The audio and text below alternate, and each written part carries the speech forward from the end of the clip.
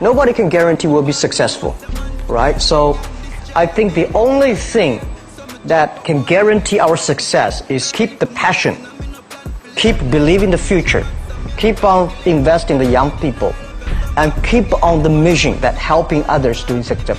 If we keep on that, we have the chance to be successful. If we think, well, we are rich enough, let's enjoy the life, and that will never work. Right? And now we're getting more competitors. All the guys, entrepreneurs, if you do business, you will always have a competition. Don't worry about the competition, because your competitors also worry about you.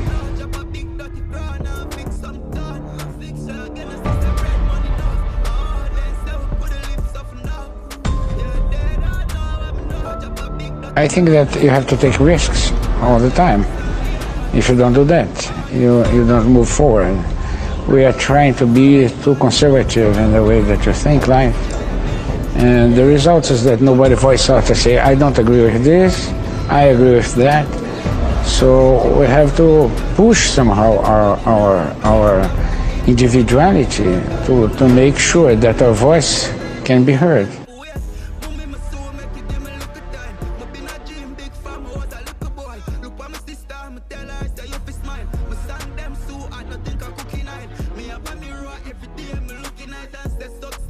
It is crucial to have multiple interests and skill sets, to have tried and possibly failed at many different undertakings. The young people that we hire today at Condé Nast are fearless polymaths, hardworking and passionate, creative and curious.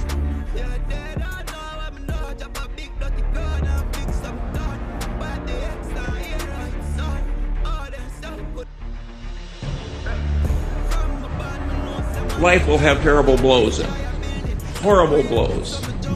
Unfair blows. It doesn't matter. And some people recover and others don't. And there I think the attitude of Epictetus is the best. He thought that every mischance in life was an opportunity to behave well. Every mischance in life was an opportunity to learn something. And your duty was not to be submerged in self-pity, but to utilize the terrible blow in a constructive fashion.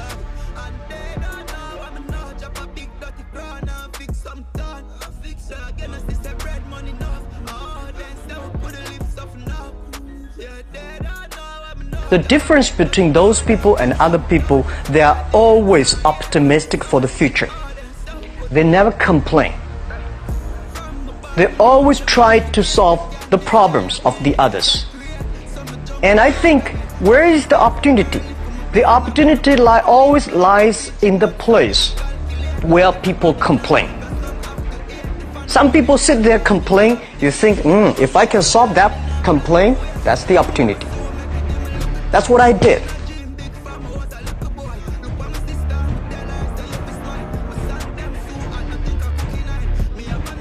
Your best financial future is your own ability and your capacity to use those abilities to their potential. And that can't be taken away from you. They can't even tax it. I mean, most things, if you own a piece of real estate, if they double the taxes, they double the taxes, and that changes your ownership in the property, because now, in effect, the taxing authorities own more of it because they've got a greater command on the revenue stream. The same thing about almost any asset you have, but they don't tax what's in your head, and they don't tax your ability to start performing when you get to work in the morning and finish in the evening to your potential. One of the things that amazes me is how people who really do perform well just sort of jump out at you once you're running a business. When I got out of school, I thought, everybody would behave that way, but they don't. Most people sort of go through life in a sleepwalk, and if you don't, you will stand out. So the biggest thing for your financial future is yourself. Now, beyond that, it is always being ahead of the game rather than getting behind the game. It's saving a little, no matter how you do it. I mean, I delivered papers, I worked at Penny's, I sold golf balls, I had a pinball machine around, I did a lot of things. that enabled me to accumulate about $10,000 by the time I got out of school.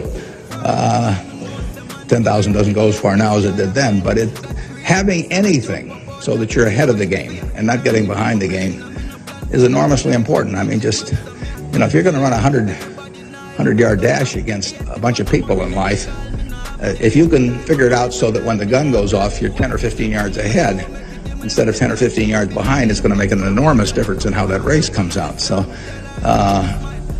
having some net resources doesn't make much difference whether they're in stocks or bonds, in my view, but and not having debt when that gun goes off when you get out of school is a huge plus over being behind the game. And you know, it may come from delivering a paper out in the morning, it may come from part-time work someplace, but put aside a few dollars for yourself so that when the time comes and you enter the workforce, you're ahead of the game and not behind. And then once you get there, don't get behind by buying a whole lot of things that you figure you're going to pay for someday while you're paying 20% interest in between.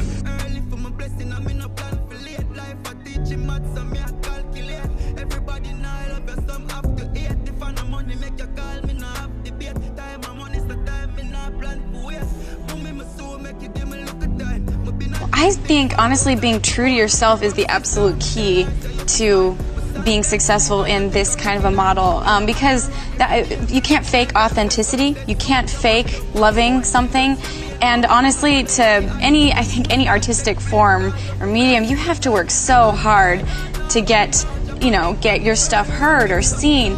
And so if you don't absolutely love it, you will burn yourself out. And the only way I'm able to do what I do is, I'm almost a workaholic because I love what I'm doing. And it's okay, because I'm enjoying it, because I love the people that I work with. It's,